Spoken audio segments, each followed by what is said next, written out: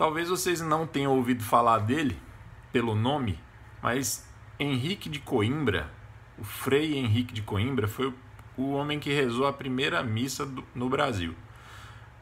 Ele veio na esquadra de Pedro Álvares Cabral, acompanhado por outros freis franciscanos, ele também era franciscano, e ele reza as duas primeiras missas, que aconteceram naqueles dias em que Cabral esteve aqui na costa brasileira ancorado. Só que tem algumas curiosidades muito interessantes sobre a vida desse frei e a gente vai conhecer um pouquinho da história dele. O Frei Henrique de Coimbra, na verdade, por mais de 300 anos foi conhecido por esse nome, como se Coimbra fosse o seu sobrenome. Na verdade não é. Apenas ele era o Frei Henrique, vindo da cidade de Coimbra. Essa informação,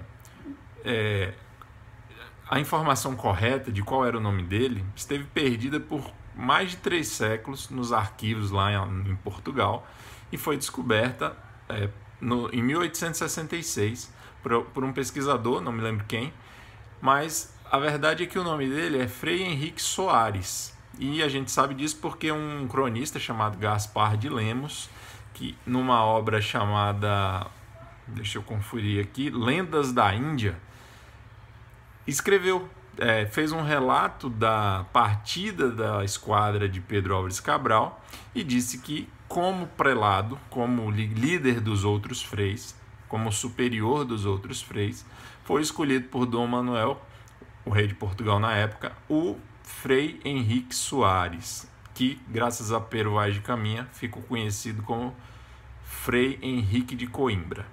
Mas o que tem de especial na vida desse frei para a gente falar dele? Bem, em primeiro lugar, ele é uma espécie, podemos dizer que ele é um típico, um personagem histórico desses que são marcantes. Por quê? Porque como a primeira missa foi, assim, digamos, um fato fundador da história do Brasil, lembrando que essa terra aqui, o primeiro nome que ela recebeu dos portugueses foi Ilha de Vera Cruz e depois Terra de Santa Cruz.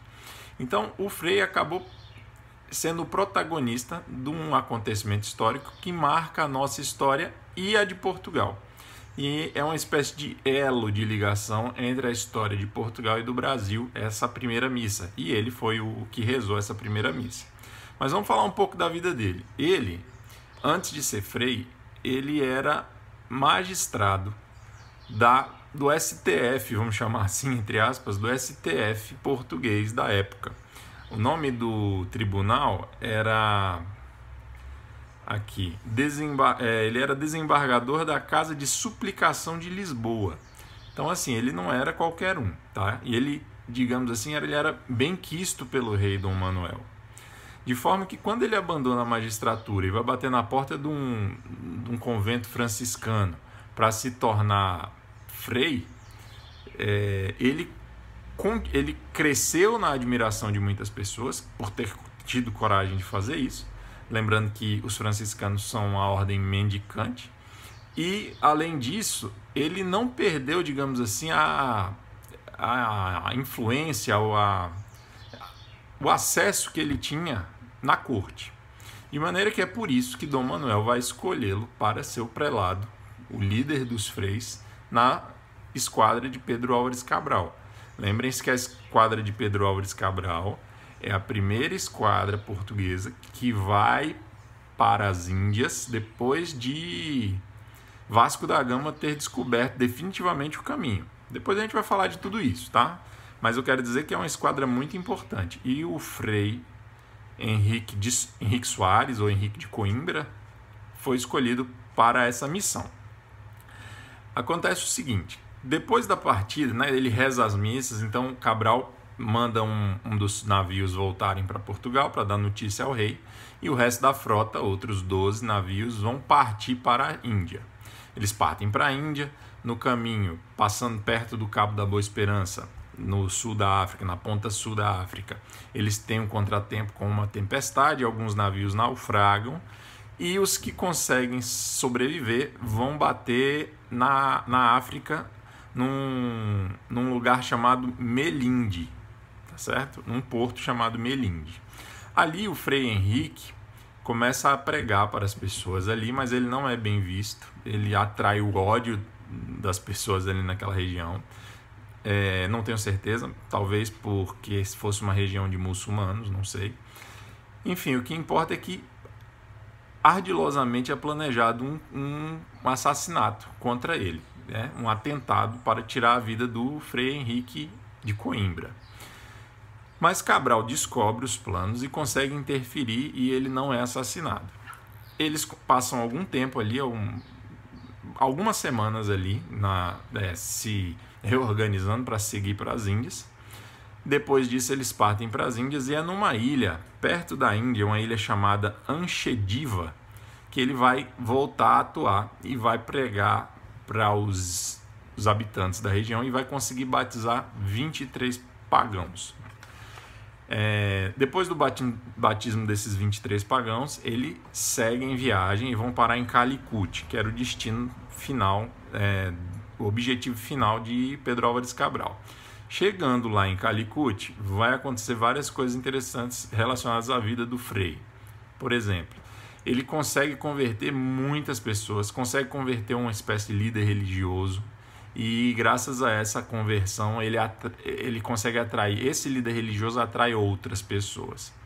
Diante do sucesso catequizador do Frei Henrique ali, um grupo de mercadores maometanos preocupados com aquela influência cristã ali vão organizar um levante, uma rebelião e vão assassinar 3 daqueles 7 freis que acompanhavam o Frei Henrique de Coimbra. Eles vão esquartejar os 3, vão ferir o Frei Henrique e os outros 4 freis, que vão ser salvos milagrosamente por intervenção de Cabral, que chega com, digamos assim, com os soldados que o acompanhavam. Então ele é salvo, está ferido gravemente, é levado para o navio, e no navio ele acaba se curando, né? É feito todo um tratamento e ele se cura. Daí eles partem para Cochin, outro lugar ali na Índia. Em Cochin, o que vai acontecer com o nosso Frei? Para não dar despesa para Pedro Álvares Cabral, ele e os outros freis vão coletar esmolas na cidade e, satisfeitas suas necessidades mínimas, o resto do dinheiro que eles conseguiam com esmolas, eles vão dar aos mendigos. Isso vai impressionar muito as pessoas lá e muitos vão se converter por causa dessa abnegação, certo? Por causa desse altruísmo do Frei Henrique de Coimbra e seus companheiros. Logo após isso, vai haver uma epidemia, uma doença muito contagiosa na cidade. Nessa época em que ele estava bem visto, convertendo muitas pessoas por causa dessa generosidade dele, vai haver uma epidemia, uma doença muito contagiosa. E o Frei Henrique, ao invés de se proteger, vai se entregar totalmente para ajudar a salvar vidas e, quando não conseguir salvar vidas, sepultar os mortos, correndo o risco de ser contaminado com a doença.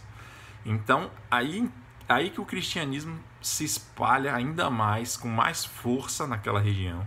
E nessa cidade de Cochin, nessa região de Cochin, vão se criar capelas católicas em vários pontos da cidade. Então é um sucesso catequizador e evangelizador a ação do Frei Henrique de Coimbra ali.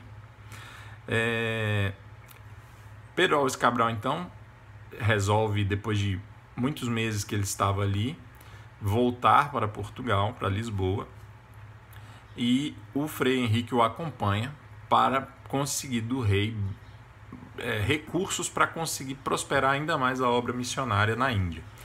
Mas o rei não permite que ele volte, ele se torna confessor do rei. Alguns anos depois ele se torna bispo em Ceuta, no norte da África, e ele vai ter inúmeros sucessos na sua carreira, entre aspas, né, sua carreira religiosa, que poderiam ter feito dele um homem muito conhecido, mas a verdade é que é a seguinte: ele se tornou conhecido por um fato extremamente simples e corriqueiro entre os religiosos, entre os padres, que é o ato de rezar uma missa. Provavelmente, se ele não tivesse rezado a primeira missa aqui em solo brasileiro, a gente não estaria falando dele. Ele não ficou conhecido na Índia, né? Ele não é uma personalidade reconhecida na Índia hoje em dia. Ele não é reconhecido como um grande jurista que ele foi. em Portugal, nem como bispo no norte da África. Ele é conhecido por nós, brasileiros. Por quê? Porque ele foi o frei que rezou a primeira missa em solo brasileiro. Depois a gente vai falar dessa missa também, tem alguns relatos sobre ela, muito interessantes. Um abraço para vocês.